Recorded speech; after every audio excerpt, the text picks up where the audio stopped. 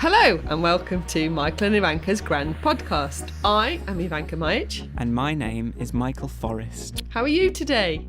I'm all right. I've loaded myself up on some caffeines and I'm ready. I'm ready to talk about travel this week with you. How are you? I've got a crick in my neck, which is frustrating me. But yes, I'm good. I am well. All right, well, let's do this. Let's hear that sort of dubsteppy glitch bit step swell, and let's get into this serious business of talking about travel.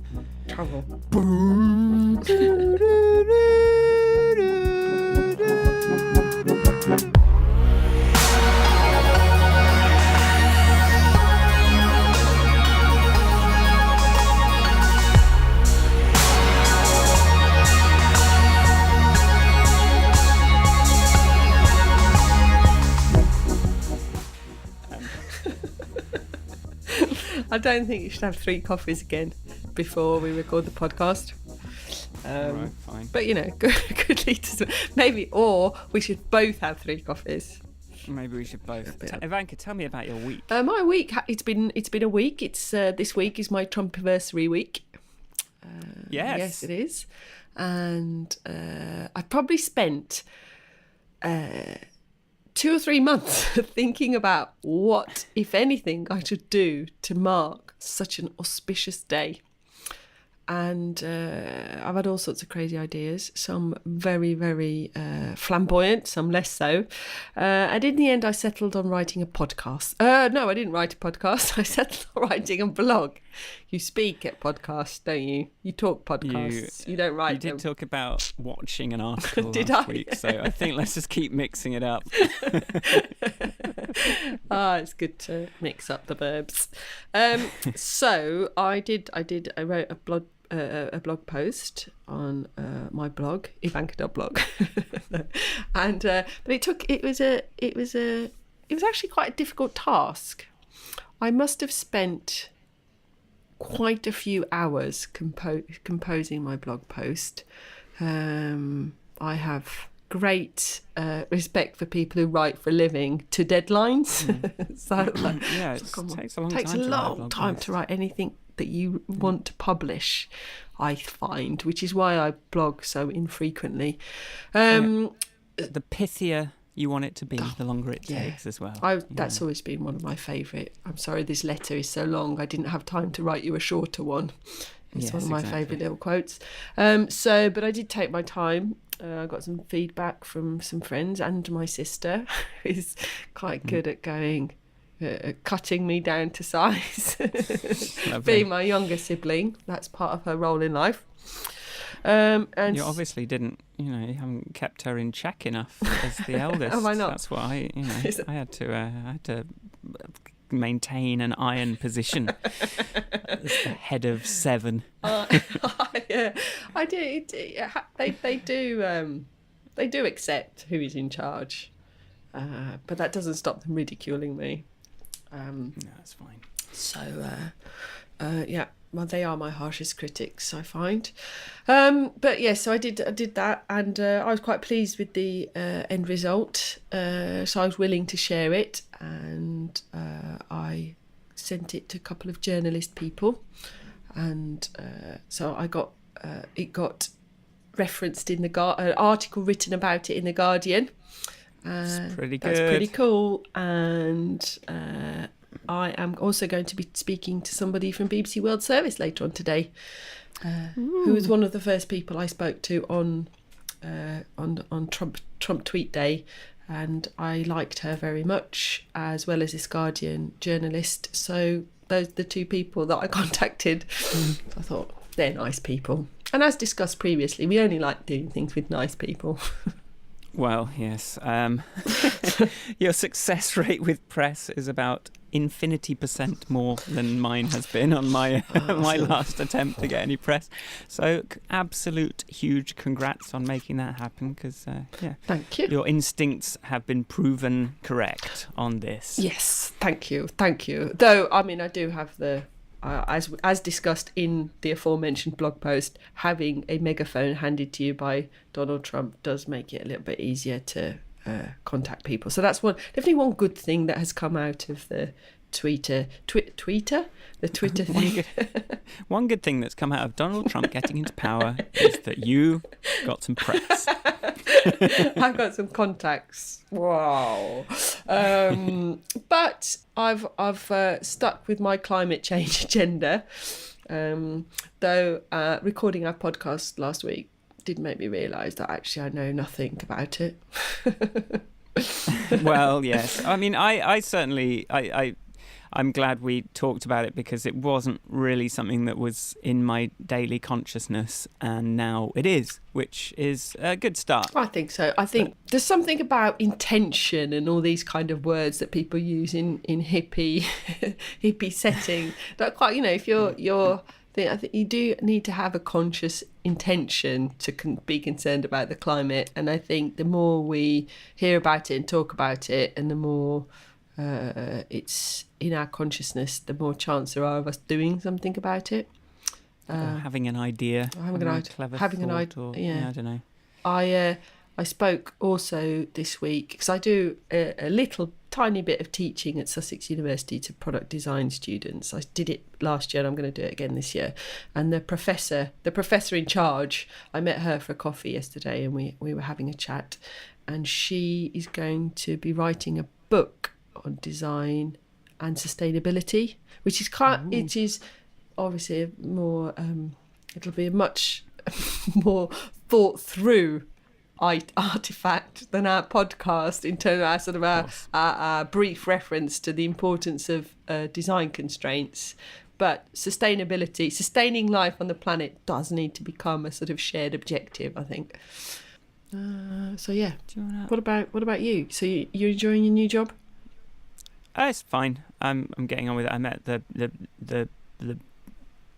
It's weird. I don't want to talk about it too much, because I think they might listen to this and then I'll be like, I don't want to kind of worry about what I said. Fair enough. Yeah. It's fine. I'm just churning through some stuff. But yeah, otherwise I'm this week my biggest kind of panic is I've got this guy coming from that website to come and film me next week, and I really haven't got very far. And last night, just trying to make a little Arduino sort of light ring thing sort of flash the way I wanted ended up taking me much longer than I thought it should, because I was just not connecting things properly. I was trying to kind of prototype it in an easier way for me, but it just meant that it didn't work properly. So like my attempts to figure things out always get sidetracked by trying to kind of optimize the workflow for future, so that rather than do something in a sort of semi-permanent way now, try and figure out a way that I can do it in a way that's not as I'm a victim of my own attempts to optimize my future workflow sometimes, and then I always figure out this perfect workflow and just never do the thing again. So I might as well have just done it the clumsy way the first time. No one knows what I'm talking about. Can I recommend just enjoying yourself? There's no time. I want 3 5-minute videos. Do you know how much work that is? It's so much work. Because you gotta make a thing, figure out how to make the thing, and then you gotta. It took me a month to edit the last 5-minute video I made. Yeah, a month. Full time. Long days. A month. And I need to make this so that it doesn't take me a month. It needs to take me maybe 2 days per video. Maybe 3. Yeah. And even then, I don't know if that's going to take me forever, because I haven't got 3 days. So we could amend our quote to I'm sorry this video is so long. I didn't have time to make a short one.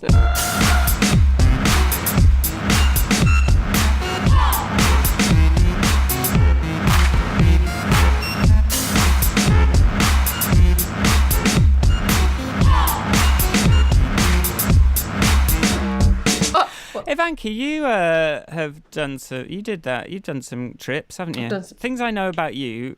You did your motorbike ride down America. Yeah. And also I wanted to ask you about the private jet flights as well, because I never went on the private jet. I sort of didn't really want to, but I sort of did. But that sounded interesting. So maybe you can tell us about those. Well, start with the America thing, maybe. The travel.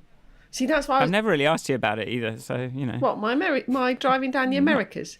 Yeah. Really? Well, that's the thing. I discussed this with Trexit Roz and her walk around Europe. I'm like, you take months off and you go and do this amazing epic journey, and then you come home and people go, oh, you're back, yeah, was it nice? Yeah, good. Anyway, let me tell you about this thing that happened yesterday at work or something. You're like, but what about my amazing trip? I've got so many stories. When I was in America. When I was in Alaska, when I was on the Dalton Highway, when I was in Guatemala, Oh, please, come on. Will you ever stop talking about that? So I do a lot of travelling. I like travelling. I think, like we discussed last week, there is a bit of a sort of conflict with the whole carbon footprint thing and long-haul flights and all that jazz. But I think travel is a great way of learning things.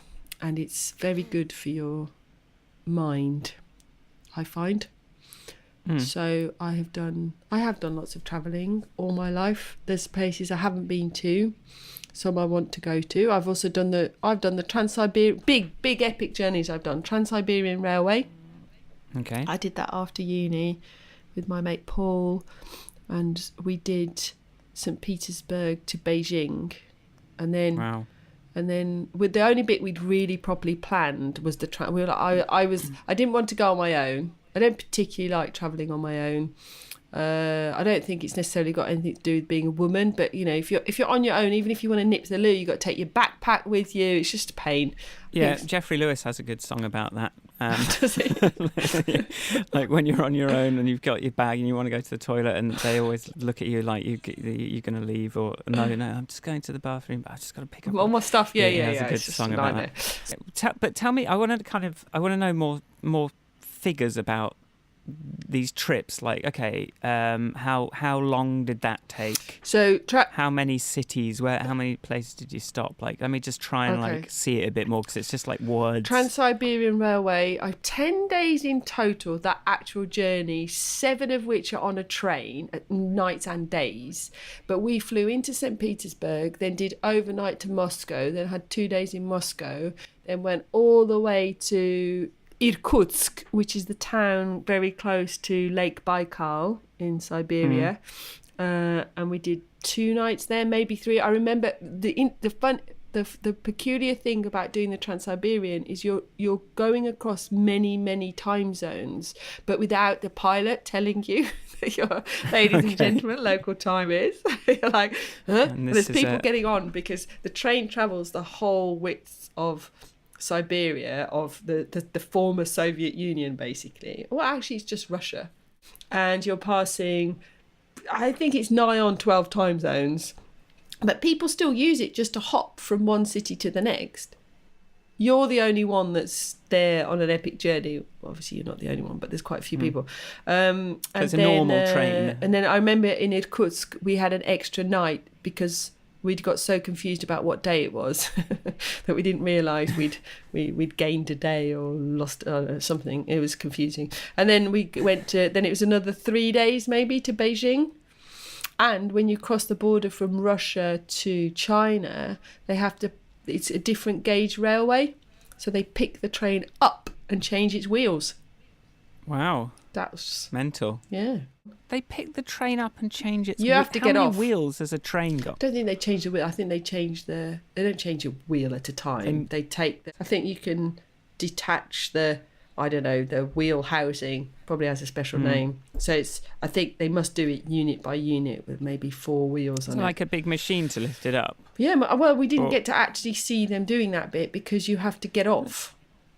Yeah. Like, I can't even imagine how you change the wheels on a train. I have to find a YouTube video about it. Well, there's something to do. But then what we did in China, because I know this figure because we added it up in the end, but we did 20,000 kilometres in China on trains. So we kind of looped all the way as far west as you could go without going to Tibet, and then came back down, then sort of left out of Hong Kong. Okay. So this was pre-repatriation of Hong Kong.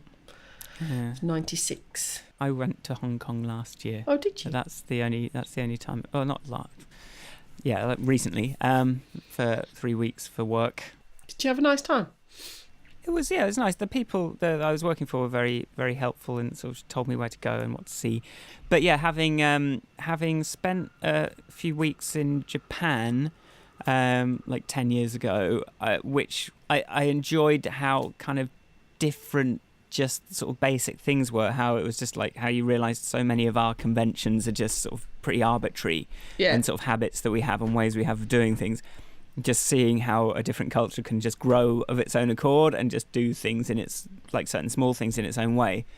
For example? Hong Kong was, I don't know, just seeing like on the floor, like don't smoke and walk signs, and having like a little umbrella thing where you could put your umbrella and get a little padlock and you'd have to put it back, and that would be, there was no sort of like, it seemed like a different attitude to sort of personal responsibility in that society, to what we're used to. Like everything's got to be nailed down or it's going to get stolen immediately or mucked about with by kids, whereas it seemed different. But my point was really more like, after kind of Japan seeming sort of like excitingly alien, like Hong Kong was this very weirdly familiar. Yeah, that is it was sort of not. Yeah, it does have China stuff going on, like you got the big signs going across the street and all, and this kind of thing, and it's obviously like very, dense, and like I like kind of going up the escalators to the top of the mountain and just seeing all the trees and how they sort of deal with the trees and the buildings, and kind of it's sort of they living together.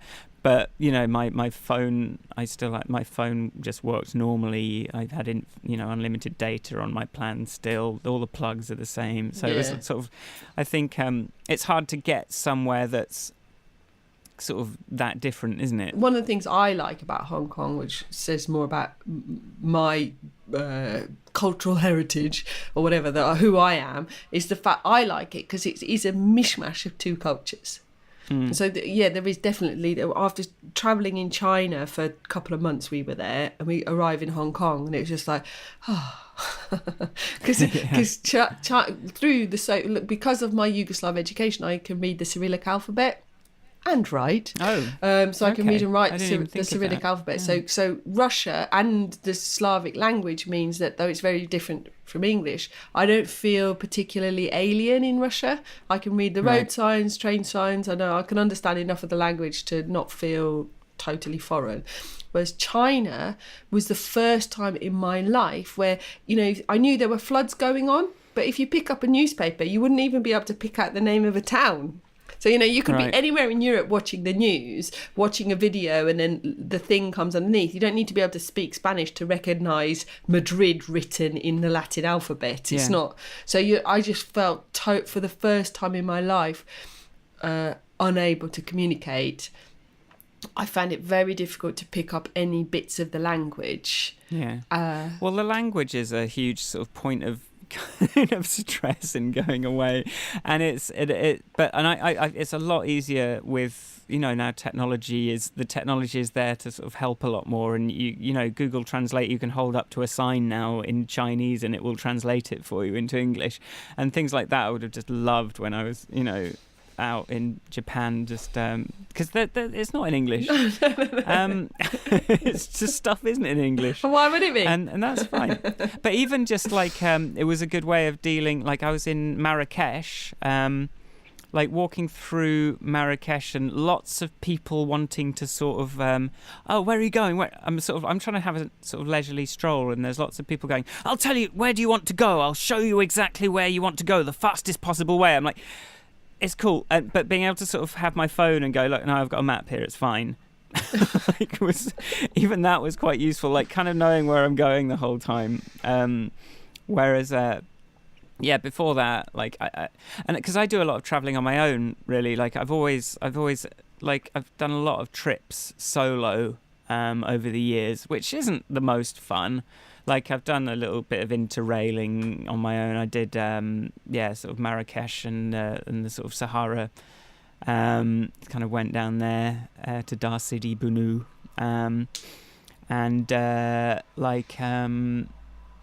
it's just a bit. Yeah, it's I don't know. It's fine. I'm checking in, but then I'm wandering around looking for somewhere to eat where I can sit on a table on my own and not feel too self-conscious, and like all that kind of business gets a bit kind of like overbearing. But it was like just for a long time it was kind of my own, if I wanted to travel, because my plan as when I was younger was always band, get signed, world tour, see the world that way, like go to countries that way with the band, like play a gig, see the cities, play the next gig. That was always, and it was probably my mid-20s by the time I realised I'm gonna have to do this myself, aren't I? And actually, but then it seems like I've got flown around by work a lot more in the end than than musical fame, unfortunately. But yeah, we've been on lots of work trips together, haven't we? But I've done a lot. I have been to Hong Kong once with work as well, and New York I went to with work. Different job to the ones we've done together, but also the same company. We worked at the same company at the same time, a different project. But travelling for work is just, I used to do loads, and it always sounds so glamorous. Oh yeah, I've just come back from Hong Kong. I've just done and it just isn't. It's tiring. I think a lot of travel is a lot better on paper than it is in. I don't know. If I'm travelling under my own steam, is a complete, and for pleasure, that I'm a very different person. I pack differently. My expectations are different. I've always, when I've travelled for work, tried to do something that allows me a bit of time or but it can be really hard to get that little, I don't know, cultural experience, because ultimately what you're doing is just going to a lot of well-serviced hotels in different parts of the world with slightly different weather outside, and you hardly get to leave the compound. It's not really, and a business hotel is a business hotel anywhere in the world, frankly. There's a certain standard and a certain type of service and the buffets, the breakfast buffet. I liked the Hong Kong breakfast buffet was good though, because you got sort of like both. You got like dumplings and sushi stuff like next to like fried eggs and like bacon and things.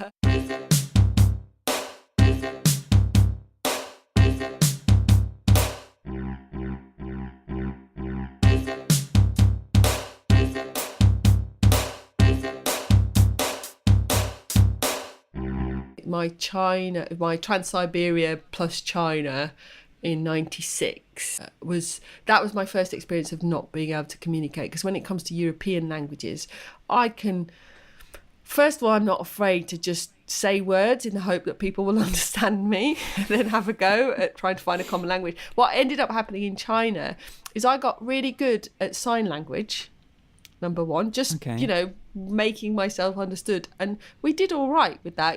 Two people, sleep, whatever. You can mime a lot of life. And I think in China, because dialects from village to village are so different, people do expect.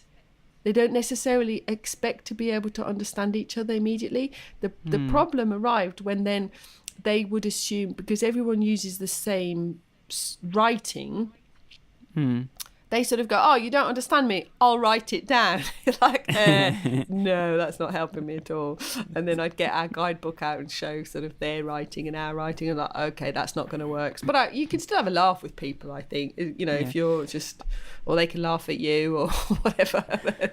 When we did go from the very most northern point of Alaska to the most southerly point in Argentina, we on our motorbike, we did learn Spanish. The first thing we did when we got to Mexico, so that trip took 10 months and was by the end of it, it is not a 23,000 mile journey, but that's how many miles we did, because we went, we meandered a little bit, and went back up to Buenos Aires because we flew home from there.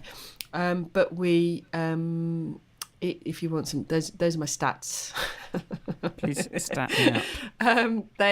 But what happened was, as we were traveling through North America, before we went and while we were traveling through North America, many people told us we were going to die in Mexico. So the citizens of the United States of America, many of them are very happy to tell you that you are going to get killed in Mexico. For Philip's sake. Just because it's unsafe, you're going to get robbed, you're going to get killed. So how was Mexico? No, it was fine. I mean, we had some basic... It was brilliant. I had a wonderful time. No, it wasn't just fine. We had a great time. But as the night before we crossed the border, because we crossed at Tijuana, I was absolutely... We had prepared backup plans for our backup plans for our backup plans of all the things that were going to go wrong or could go wrong or might go wrong. Though I think that's an important thing in life. You do have to take a moment to go, okay, what could go wrong and what are we going to do if it does? And then proceed as though it isn't. Because, you know, there's no given. But the night before, I woke up and my jaw was almost locked because obviously all night I'd just been like grinding my jaw with all this kind of preparation. But anyway, crossing the border was effortless. But what we had done is I'd pre-booked a language school in Ensenada, Mexico, where we were going to live with a Mexican family for 2 weeks and go to school and learn Spanish. So we only, from the border to these people's house was, I think, something like 150 kilometres or something. So we knew exactly where we're going. And on the subject of navigating, I had a paper map. I had, preloaded maps into our GPS and into our... a phone. So like, you know, again, I'd got backups to my backups to know exactly how I was going to do this. And there's something about the time we spent in Ensenada that slowly, as Spanish became a less alien language, so did our, there's a kind of a proportional relaxation that happens, because when you don't know what's going on around you and you can't understand the difference between a passionate conversation and an argument and it all sounds foreign, then it's scary. That's like, oh my god, and everyone's been telling you that everyone's going to kill you, so you're like, we had a really lovely time. The family we lived with were perfect for, they'd been taking on language students for 20 odd years, so the mum didn't speak any English whatsoever and prepared our dinners, and we always had telenovelas on in the background, which telenovelas. There's the famous Spanish language, mostly Mexican produced, I think, and Argentinian, that kind of just soap operas, but they're really simple. Soap operas are simple. They're brilliant when you're learning a language, and they're all very overacted, so you can work out what's going on.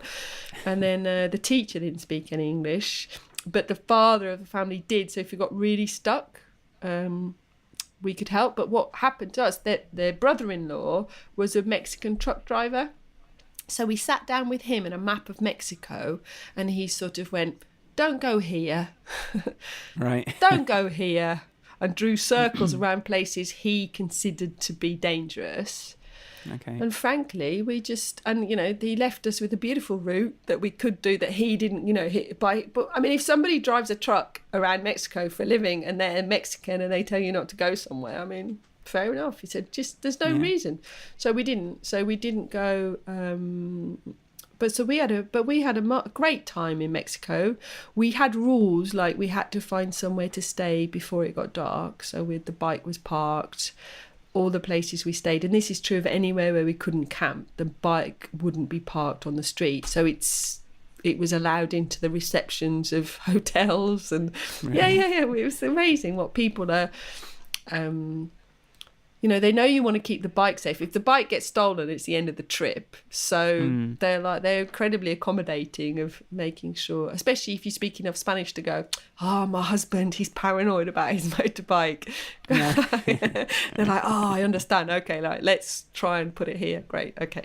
But yeah, my Spanish I didn't bother with tenses. I just learned to say 2 weeks ago, I am doing. Because there wasn't time. I couldn't handle that.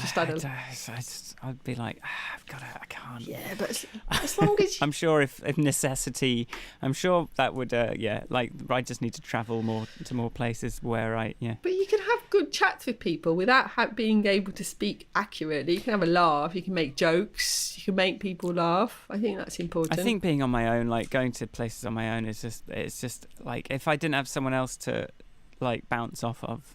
There were two of us. That makes it hard. That trip was amazing in so many ways. There's just the you're riding through. You've got Alaska is beautiful and hardly any people in Alaska, and you kind of European brain. And we were well prepared. I had got the kit that we'd got was good. We didn't really have any or many emergencies along the way, thankfully. But I'd got mozzie nets and I was ready for Alaska. But my brain hadn't mapped what it means when towns are so far apart. 'Cause in Europe, to run out of petrol in Europe, is a particular kind of lack of skill and planning. It's like there's a petrol station every 10 minutes, even Autobahn every 26 kilometers, 30 kilometers. It's impossible. We leave Anchorage, Alaska, we're like, that dot on the map that looks like a town is in fact somebody's house. There is no, so it's like 200 miles and the motorbike we had a very big range, but we're like, we might run out of fuel. Okay, what are we going to do if we run out of fuel? One of us stays with the motorbike, but then they're exposed to bears. So we both need to leave the motorbike and go and get some fuel, or how do you actually, luckily we didn't run out of fuel, but it was a quick lesson in plan where you're going to refuel.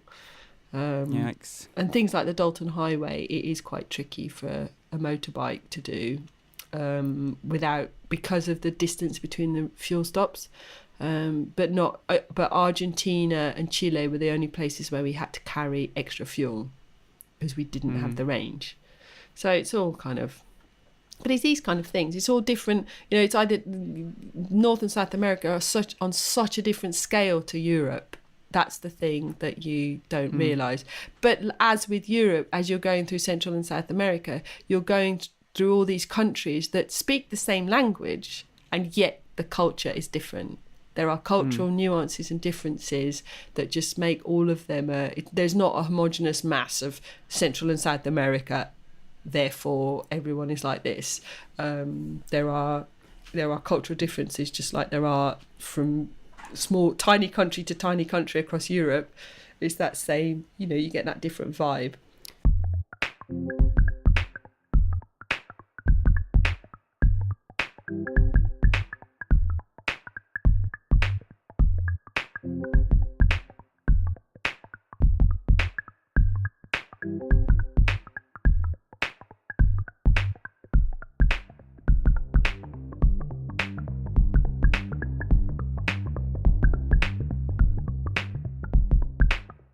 I don't try and do everything when I get somewhere.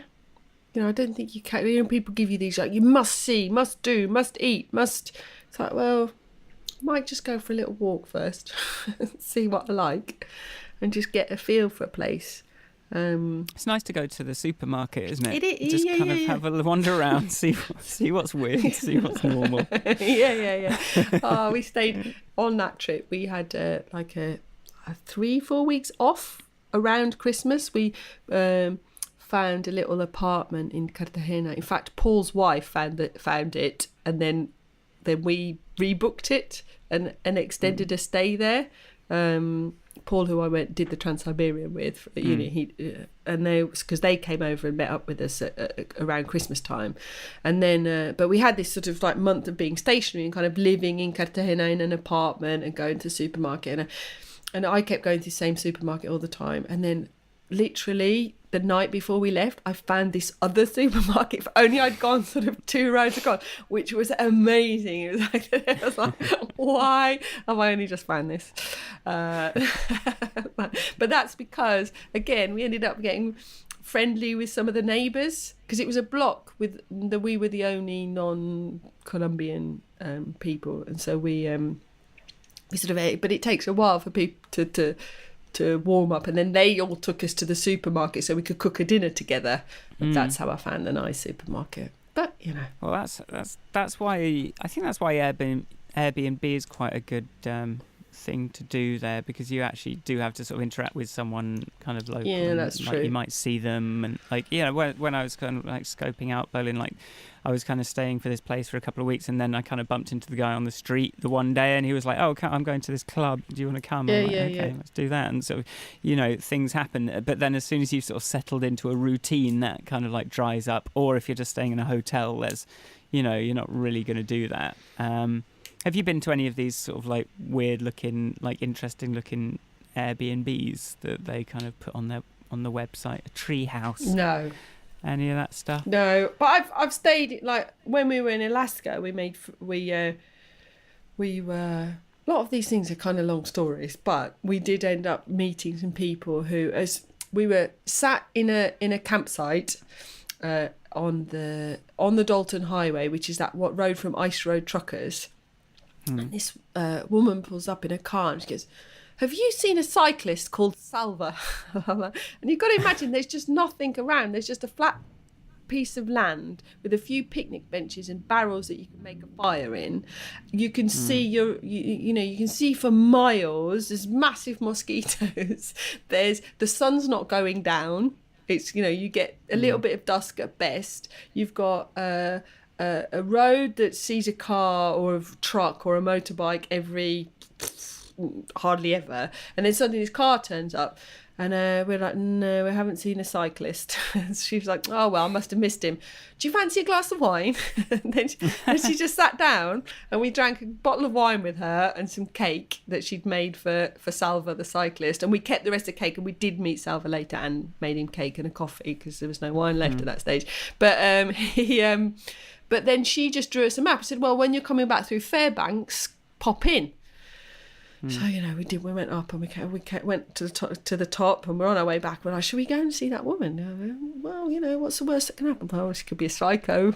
It's like, what are we going to do? Well, I tell you what, let's go down, and if I scratch my eyebrow, we're leaving. So kind of a thing, kind of a conversation, because you're taking all your paranoia with you when you go on a trip like that. All your TV shows you've ever seen, or everything is there with you as you travel. All the stories anyone's told you. And we got to this, and they live in a. We stayed there for 3 or 4 days. They've been to visit us in England. They kind of set the tone for our trip, because we said yes to so many other invitations, but they have built their own wooden house, out of log cabin type thing. It's just beautiful, amazing, in the middle of nowhere. They've got, they sort of lived in a yurt for a bit and built it, and their nearest neighbours are 8 miles away, and moose come and raid their garden, and it's just a different. So I think I've stayed in weird places, but not because I've sought them on Airbnb. Just by being a human and talking to people.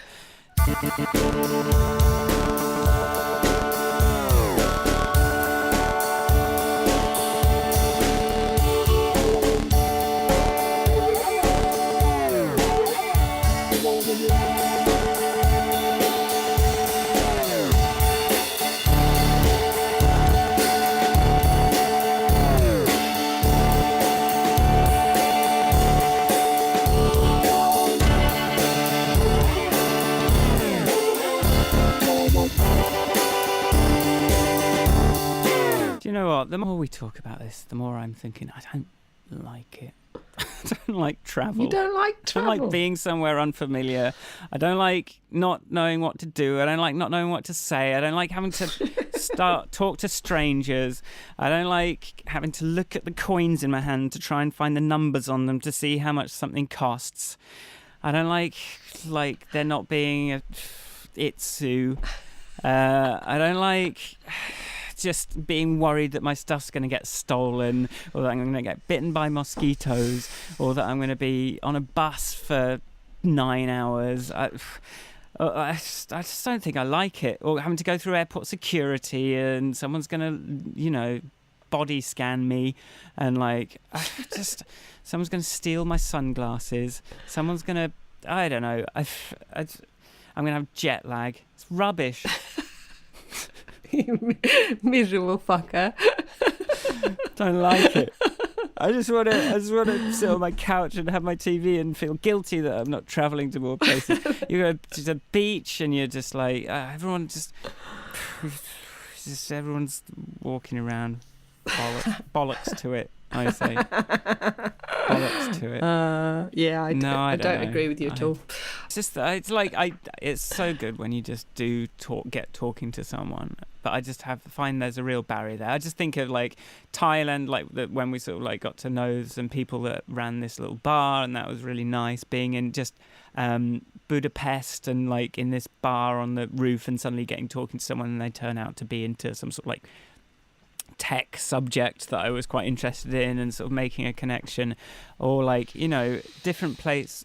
It's good when you do it, but I'm not good at letting my guard down and sort of just talking to people. So if you're sort of it's not like I'm paranoid that they're going to murder me. It's just it just takes a lot for me to kind of not be sort of insular, and sort of not kind of be sort of protecting myself emotionally, and I don't know if I'm assuming the worst of people or what, but yeah. And especially now that I don't drink, I've sort of quit drinking a while back, so now I'm not even gonna go and be loosened up. But even that's not easy. Going to a bar on your own and just sort of having to sit there and find, in the corner, it doesn't work. You've got to kind of develop techniques for kind of wandering around in such that you will kind of pass people. It's a whole world of traveling on your own anyway. Maybe is more what I'm talking about. Yeah, I mean, and I kind of, if I'm there with someone a bit more social, then there's a lot more scope for it to be a thing. Or if I'm there with someone that I can, at least if I'm embarrassed, I can look at that I know is on my side. I can do that. But if I'm just on my own, it's just I just find it so. I've got so many miserable travel experiences. And I'm well, at least I can say I've been here. But actually, while I was there, I had sore feet because I was walking around with a bag that was a bit too heavy all day. And I just end up walking everywhere because I'm too kind of nervous about working out how the transport works or how the bus works. So I just end up walking for hours on end and having sore feet and a sore back, and bollocks to it. You are a funny one. I'm quite so one thing that I will say for being a business traveling on your own in America is the bar staff are, if you go and sit at a bar in a restaurant or eat or drink or whatever on your own in America, you will always have a great conversation with the bar staff. Everyone's always up for it. That's the best thing about that's what they're really good at. I've done that. And they're kind it's of nice in America we know that it's because there's this culture of eliciting tips from people, but it's still, when you're traveling on your own, I'm very glad of it. But I mean, I think tell me how to not feel this way. Tell me some techniques for how to kind of break, how there's this weird thing, because I've travelled enough to be. Have I been robbed? My dad got robbed. My father was terrible at kind of right, kids, you've got to be very careful. We're in Paris now. There are lots of pickpockets. You've got to be careful. You've got to be careful. And we got on the metro, and he got robbed. And we lost. He'd just been to Cash Point, taking loads of money out, and he got pickpocketed. But the glee from the rest of the family that it was him who'd got pickpocketed and not us was just amazing. But yes, so I've got a healthy level of paranoia, I think, in terms of, say, if I'm walking down the road and a car pulls over and wants to ask me for directions, I will take a step back, but also say, hello, sure, where do you want to get to? I remember walking out of the Eurostar in Paris, and and I had an umbrella and a suitcase, and a guy walked up to me and started asking me something. But before I answered him, I put my suitcase between the two of us. So I'm always very polite and very happy to talk to people, but I will also set up right now I don't know who you are and what you're going to try and do. So let's just create a bit of distance.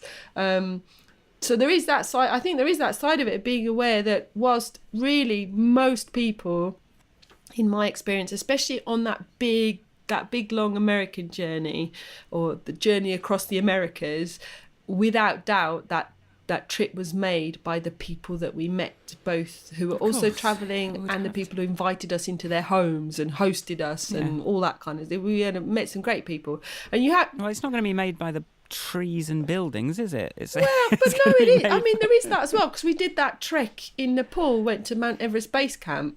That's not really about people, that's about walking in beautiful surroundings and thinking, how did this area of the world how did people ever come to live here? Why do they live here? What happened? There's a bit of that. I think having a mission would be good for me on a holiday. Like, here's something I've got to do. Here's somewhere we've got to get. Here's a problem to solve. I think I'd enjoy that. And maybe that's, maybe I should, But do you talk to strangers in English? I like, rarely, and whenever I do, I'm always glad I did. And I know intellectually that I kind of get on with people. I can, if I just kind of get out of this kind of bubble. But it's just hard to... But then that's not always true. Sometimes I'm like, I never feel like getting out of my bubble. And especially when I don't feel safe, which is, kind of goes with traveling a bit. But I like your thing of, be sort of like communicate, but there is some safety, some protection. Because my approach to, again, like Marrakesh was... I kind of went into Brixton mode, which is put my headphones in so that I can ignore people talking to me. Like I don't have to kind of people can't accuse me of being rude or weird, because I can just pretend I've got music on and I didn't hear them. Yeah. So I kind of use that technique quite a lot. But that is just a hard barrier. That's not like I'm going to talk to you, but there is going to be a sort of safety zone. And maybe I could take a leaf out of that book and sort of here are the boundaries. When you said I used my phone, showing people the map on my phone to let them know that I knew where I was going, my brain went, what? You showed people your phone? I wasn't worried about having your phone nicked. They're not going to get my phone. They won't get my phone. But take this slightly deeper for a second. There is something easier about having superficial conversations with strangers than having a real conversation with somebody you know and love or don't love. It's much easier to go, hi, how are you today? Have you had a nice day? And do that kind of like, even things like, seeing something happening and talking to the other person on the street and going, I did just see that, didn't I? And then having that sort of, saying out loud what probably both of you are thinking is a nice way of connecting. But then I think I got taught, my dad used to bring stray people home all the time. He just used to, and I think it is a way of being that you learn a bit as well. Like, it's normal to talk to strangers, therefore talk to strangers.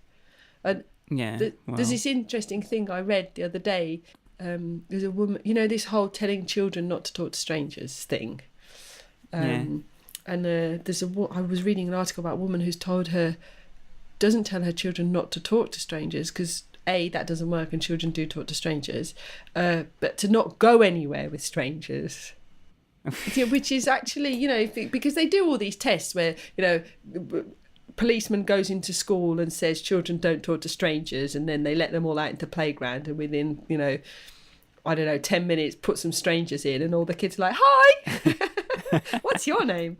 Because it's quite normal to be curious about other human beings. And asking people questions is a surefire way of starting a conversation, because we all like to talk about ourselves. Well, yeah, but So if you go, oh my God, what are you eating? I'll do that. What's that? Where's that on the menu? You got to. That was they were saying that on the Guilty Feminist this week as well, weren't they? Or last week, it was like, questions are just the best thing in the world. You just ask a question and you're away.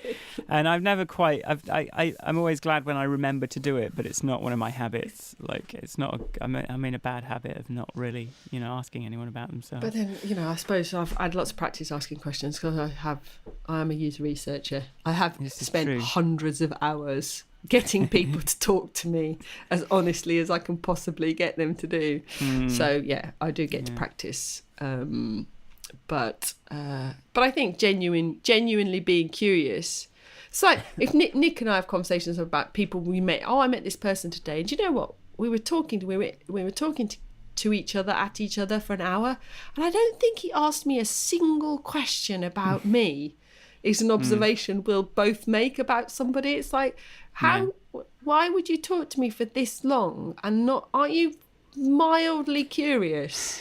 Or do you think your stories are so interesting that finding out about it's just that if you want to set up a conversation with somebody, you got to be a bit curious. You got to go, hello, how are you today?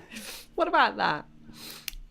What do you think? I've got to get better, but I think I'm okay. But yeah, some people I've spent hours with someone, and having just had kind of a big event in my life, and they didn't even ask me how I was the whole time, and I'm like, what the actual flip?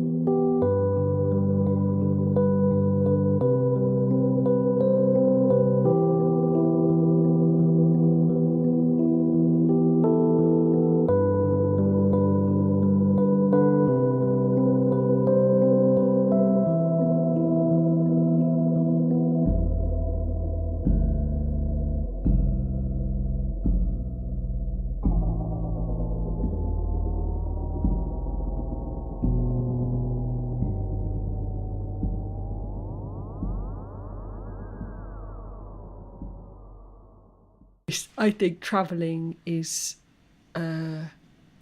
both an education and a kind of a meditation, because some of the things you're talking about in terms of thinking and finding where you're supposed to be eating next or what, or your life gets reduced to actually some quite simple, for if you sort of suddenly, because you've gone away, certainly in my scenario, the fact that I'm away means that kind of my bills, I'm not going to be earning, I don't have to worry about paying my bills because I've set this time aside and the money aside so now my problems are, where am I, where am I trying to get to, what do I want to eat, how do I want to get there, like it's just really suddenly, where am I going to sleep, it's suddenly all simplified. And I think I quite like that bit as well. I have done that, like rolled into a city without knowing where I was going to stay, assuming I'd be able to find an internet cafe or something, and then it's Sunday and everything's closed, and like what am I going to do? And it's quite good when you do sort of solve something like that. No one speaks English. Oh my God! like again, like those assumptions you have that suddenly, stuff could be closed on a certain day of the week. That's that's not something I'm used to having to consider. Yeah, that's a weird one. When we did a project in Abu Dhabi, and Friday and Saturday are the weekend, and Sunday's the sort of first day of the week. Right. That's just a bit of like, Well, why don't they call Sunday Monday? Wait a minute. Doesn't work. It's not how it works. So it's just, there's kind of all these weird little differences. Differences that you don't expect. No. I like what you said about going somewhere and then realising that a lot of the things, the conventions that we have developed, they're different in different places. They've evolved differently, and there's no real reason that one is better than the other. It's just what evolved as the thing. The same, I suppose, in a weird way, as natural language. It's like, the sounds we make to mean different things have evolved differently in some different geographies, and it's like, there's no particular set of sounds that are better than the others. They're just like, on this, you asked, when we were talking about money, you asked, what would you do if you had loads of money? Well, you didn't have to worry about, I probably would do an awful lot of travelling or being places. I don't think it would be necessarily constantly on the move, but like you went to live in Berlin for a bit. And I think Nick and I are still likely to do a bit of this, or within reason. But like, there's a few places I'd like to go and live for a year. I'd like to go and live in Alaska for a whole year, just to just to be there to see it for a whole year. It would be very wintry and dark for a lot of the time, but it also be Northern Lights. I want to see the Northern Lights. Haven't managed that yet. Me too. I went to Iceland. I went to Iceland once for like a few days, but it was raining the whole time. I didn't get to see nothing. So Alaska, I'd love to go and live in Alaska for a year, just to see it, be it, experience it. I'd like to go and do. Nick and I talked about living somewhere where you can ski. So I don't know, Germany, Switzerland, France, but in a ski place. So we can kind of, because he's done 7 ski seasons and he's brilliant at skiing, and I am not brilliant at skiing, but I'd like to get better at skiing. And I think it'd be nice to hang out on a mountain for a year. Yeah, I think a year. So you can see the whole season. You can see everything. Yeah. You can see, run around on a mountain in the summertime, run around, ski around it in the wintertime, see how the seasons change. I'd like to, I miss like Thailand, just being on a beach, having a sort of hut, little house that you could sort of sit outside, and it was just nice and warm, and you can see the sea, and it's all nice. And I'd on the one hand, I'd quite like to do that, but then my block with a place that's super relaxed is that the music that I like and make wouldn't work there. And there's only so much Bob Marley I can listen to after a while, because so I kind of need to live somewhere a bit like nastier, or I'm just going to end up feeling unfulfilled in different ways maybe. But yeah, I do want to just go. I just want to go somewhere warm and just not, just nice for a bit. That's yeah. Are there any epic journeys you'd like to do? I don't think I'd want to do an epic journey. I think I'd kind of want to. I like dip my toe in for a few days, come back. Any longer trips I've ever had have not gone too well, so I wouldn't want to be travelling for months on end. I think I'd hate that. I've got this weird thing, but it happened to me at the end of that Trans-Siberian thing and at the end of the motorbike thing, where I'm like, oh my God, I've got to go home. I've got to start earning a living. Oh my God, I've got to go. And then actually when I get home, I'm like, why did I have to go? Like, why couldn't I have just done a little bit more, or stayed away for a little bit longer, or just done that extra thing? So I think for me, I always want, I'd reach a point, and I don't know what that point is, where it's like, I'm done now. I've got to go back and earn it. I get worried about how much money I haven't earned, or how much savings I don't have left, or whatever. So I'm done.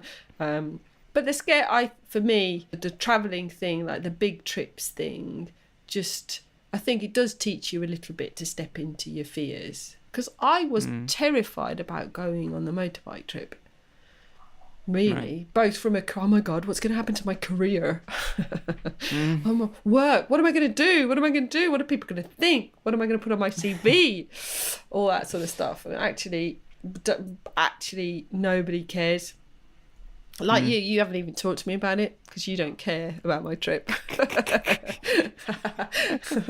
Well, we're talking. I won't talk to you about anything now unless we're recording. So just don't. So any topics I want to cover with you, I need to suggest them for a podcast.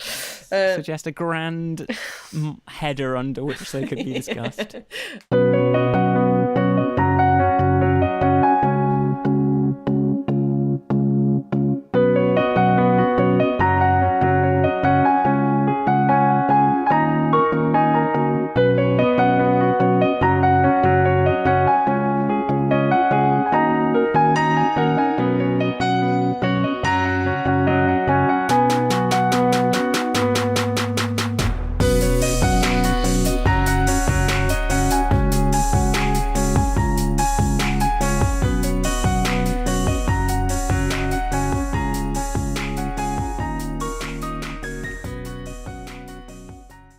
Have you done any first class travel? Oh, is this your Ivanka? Tell us about what it was like to travel by private jet.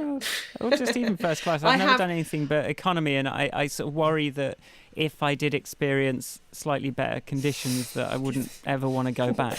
Well, I think there's so I've never travelled first class on an aeroplane. I have travelled business class on that trip that was New York to Hong Kong and back, and because the client was paying. Okay. And that was very nice. Just not being cramped.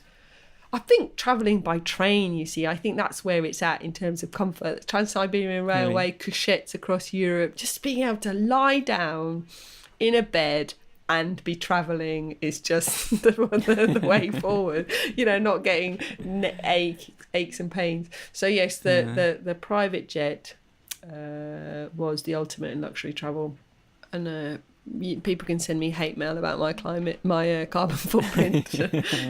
But I did hypocrite. But Ivanka Maj flew on a private jet. Yeah, but then I think in many ways I was helping to decrease its carbon footprint by ensuring a optimum number of passengers on. Right, okay. Otherwise, it would have been travelling with an empty chair. I mean, and that's not good. But that is a particular kind of lovely, really. Would I? It's just cool as well. It's a cool story, though, because you're travelling on a private jet with your boss. It's that's why I didn't envy you. But it's quite funny because your colleagues that you're with, they're like, oh my God, I'm on a plane with the boss. I must say intelligent things. This is my opportunity to pitch my idea or think of my thing or say my thing. And I was like, right, I'm on a plane. Normally travel time wouldn't be work time. So I'm not going to talk about work. Can I have yes, I'd love a coffee. Thank you. Yes, alcoholic beverage. Thank you. Don't mind. But so I was much more trying to keep things not focused on work, but I did enjoy flying. You mentioned at one of these me getting covered in hives when I get really into a thing. Yeah, if I'm really, really at breaking point. And flying back from Dallas was one of my biggest work hives outbreaks. And I got on the private jet and I was like, oh my God. And as I was on there, because these hives, they were all over my face, everywhere, my whole body. God. But they were starting to attack my lips. And so at one point I had to say to Claire, I think my lips are really swelling up, just so you know. Is there an EpiPen on the flight? Because I didn't know how bad this was going to get. It's like, I'm going to die now. of an allergic, kind of like a whatever it is, stress response to life, to work. Oh God! But what I did was I thought, okay, if I'm going to die, I'm going to die comfortable. So I went and lay down got under a duvet and went to sleep. I thought that was the best thing to do on a private jet flying, across the Atlantic. What's the point? If you're going to sit up and talk to people, you might as well have been in the economy. But the advantage is a duvet and a bed. That is like luxury travel for me. I was gonna say as a sort of an account of sort of super luxury travel on like Singapore Airlines or something. Casey Neistat has a video where he sort of documents his flight in like mega first class, and has a shower. Wow. Has orders like all this luxury food and stuff. I don't. That's worth like having a look at on YouTube if you want to see the sort of pinnacle of luxury travel of commercial luxury travel. But I did this New York to Hong Kong trip that I did. That was Cathay Pacific. That was very nice. And I'd read before, because I was on this work trip, so I had to work. And I'd been reading about how to best mitigate jet lag. The thing about New York to Hong Kong is it's 16 hours. It's an unbelievably long time on an airplane, even if it was comfortable. But I'd read this thing about before you get on the plane, you should have the last proper meal according to time. So if you get on at dinner time, have dinner, get on the plane, and then don't eat anything until you land, and then have the next appropriate meal. So I was experimenting with that approach, and it's just to drink loads of tomato juice, stay hydrated. But these the people working on Cathay Pacific were like, what do you mean you don't want any food? What about a little? I was like, no, I'm fine, thank you, sir. Yeah, but do you want? No, honestly. Well, we'll make you a little. And then they ended up like cutting up. They were so nice because they couldn't understand why I wouldn't want it. They kept cutting up. Well, how about a little bit of fruit? How about it? I was like, okay. It's the only thing you've got to look forward to on a flight usually. But like it is. I just remember being given like a chalk ice in the dark on this flight to Japan, and like you're like, everyone's just going to be covered in chocolate now, aren't they? That's eating this chalk ice in the dark at who knows what time of the day it is. One thing I have noticed from traveling is like the flight is fine. You can watch the films and you can sort of settle in, whatever.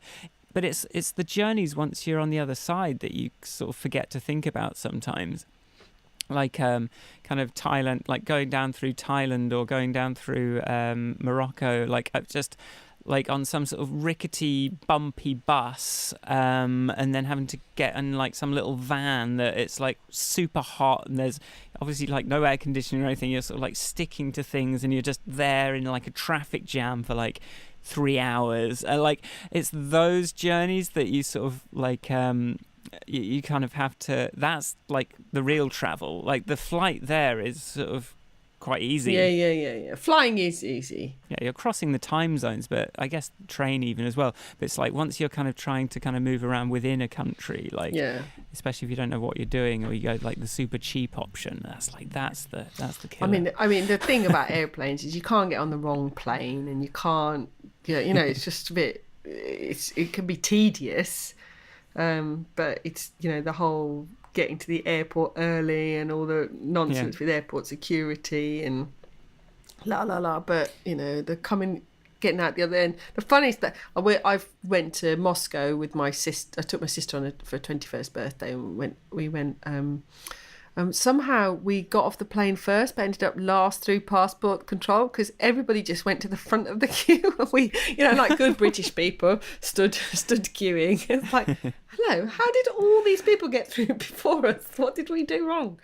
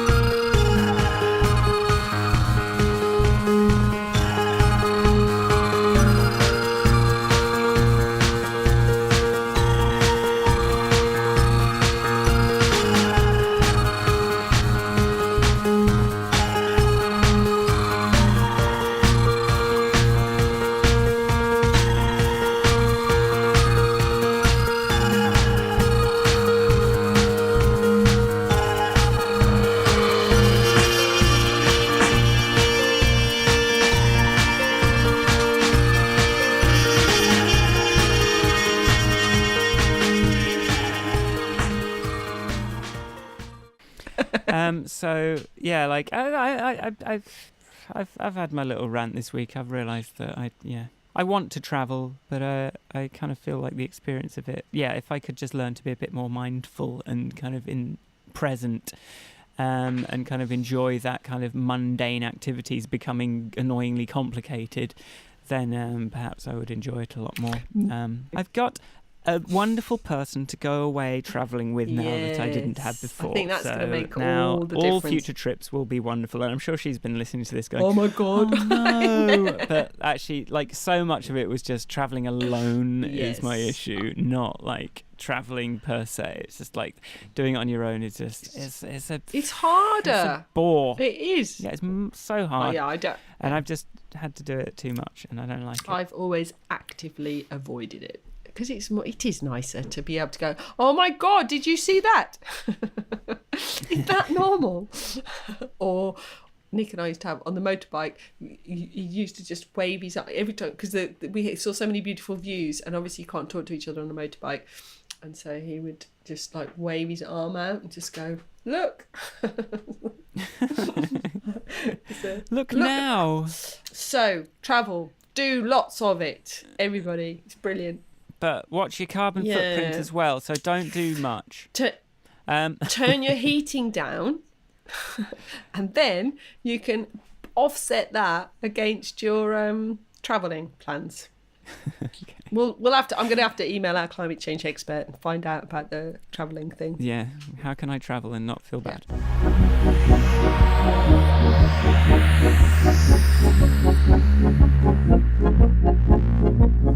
If you like the podcast, you can find me at Michael Forrest on Twitter and michaelforrestmusic.com. Oh, and me, I am at Ivanka on Twitter, ivanka.blog, and that's it. At Ivanka Trump or just at Ivanka? No. How did you secure this username on Twitter? Incredible. They should put you in the news.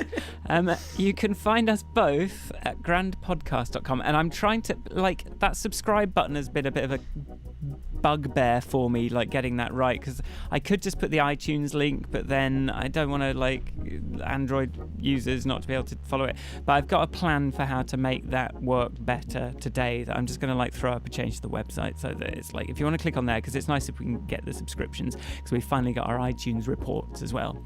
But you can email us as well at hello@grandpodcast.com. And I'm going to stop talking about the Patreon until we've done something, made a video and thought of what the pledges are and all that stuff, because I thought we haven't got to it yet. We just need to get to it. One of my friends has asked about merchandise. She wants stickers and she wants badges and shit like that. Well, we need a good logo we need a photo shoot. Then I think we need to take some good pictures, and then we need to turn that into the thing. Or because I think it should have our faces, but we just need some good pictures of us. We should be in the same place, which we haven't quite got. Yeah. So when we book a studio to do a sort of have a guest on, then we'll do it then, because we haven't really seen each other in person since we've been doing this. Since meaning conference. All right, so thanks for listening, and we'll see you. Yeah, we'll hopefully see you soon. Yeah. Bye, everybody. Bye. Bye. Bye, friends. Bye, everyone. Thank you, friends. Friends, family.